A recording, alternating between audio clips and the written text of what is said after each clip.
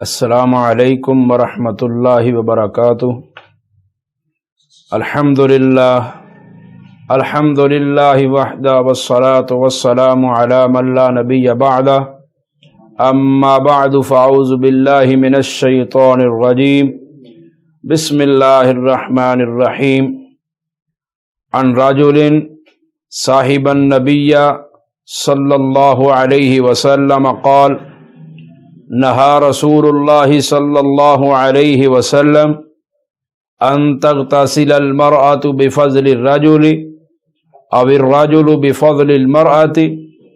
وليغترفا جميعا، اخرجہ ابو داود والنسائی واسنادہ صحیح۔ وعن ابن عباس رضی اللہ تعالی عنہما ان النبی صلی اللہ علیہ وسلم کان یغتسل بفضل میمونہ رضی اللہ تعالی عنہا۔ آج کے اس عنوان میں، آج کے اس درس میں بلوغ المرام کی حدیث نمبر 6 اور 7 بیان کی جائے گی۔ بلوغ المرام کی حدیث نمبر 6 میں یوں آتا ہے،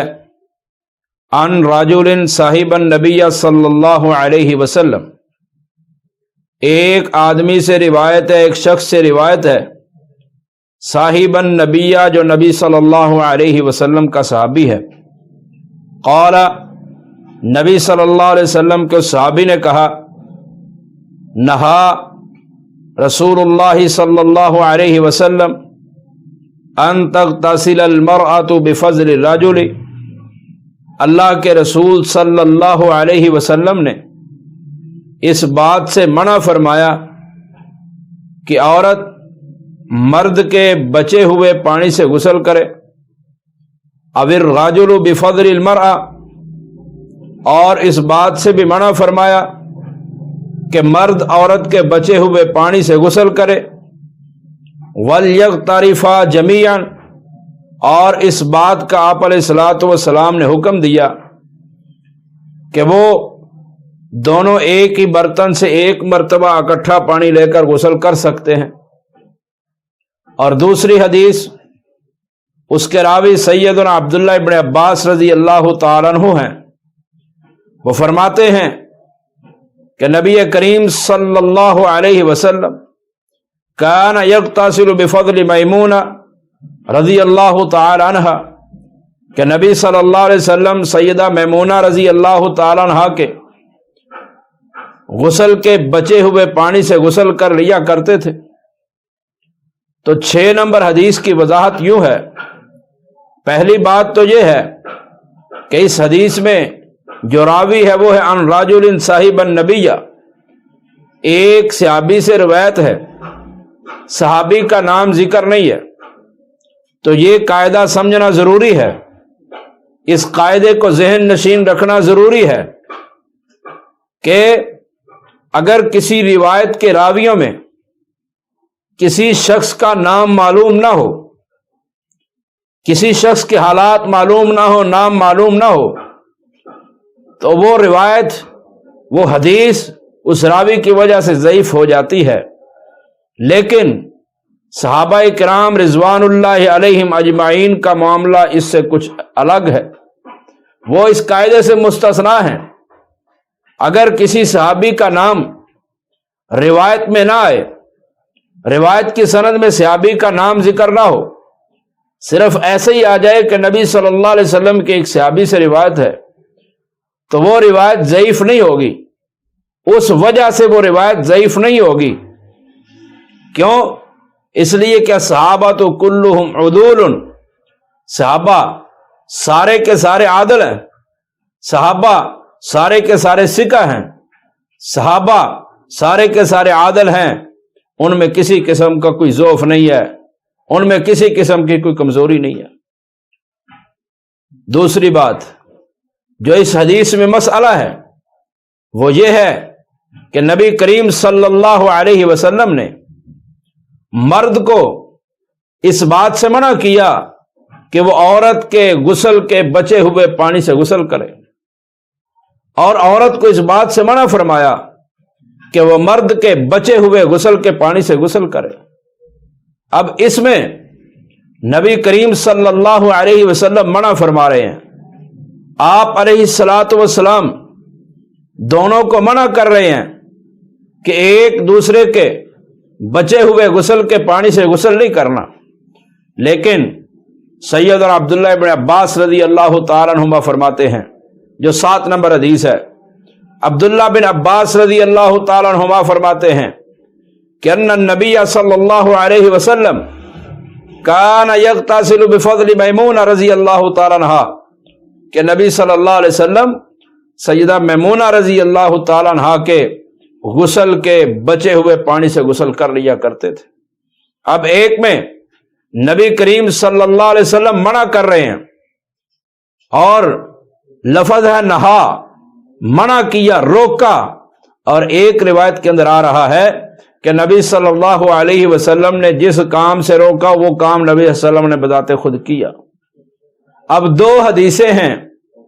دونوں ہی صحیح ہیں، اور سرسری طور پر، ظاہری طور پر ایک دوسرے کے مخالف نظر آ رہی ہیں، ایک دوسرے کے مخالف ہیں، ایک میں مسئلہ اور ہے، دوسری میں اور ہے، تو ہیں بھی دونوں صحیح، عمل بھی دونوں پر کیا جائے گا۔ تو دونوں پر عمل کرنے کا طریقہ یہ ہے کہ جس میں نبی صلی اللہ علیہ وسلم نے منع فرمایا، نہیں کا ذکر ہے، وہ نہیں تحریم کے لیے نہیں ہے، حرمت کے لیے نہیں ہے، بلکہ وہ نہیں تنزیہی ہے۔ نہیں 2 طرح کی ہوتی ہے، ایک نہیں تحریمی ہوتی ہے اور ایک نہیں تنزیہی ہوتی ہے۔ نہیں تحریمی کا مطلب یہ ہے کہ وہ نہیں جو کسی کام کو حرام کر دیتی ہے، جس کی وجہ سے کوئی کام حرام ہو جاتا ہے، اور نہیں تنزیہی وہ ہوتی ہے کہ جس کی وجہ سے کام حرام نہیں ہوتا، اس کو کام کو مکروہ کہتے ہیں۔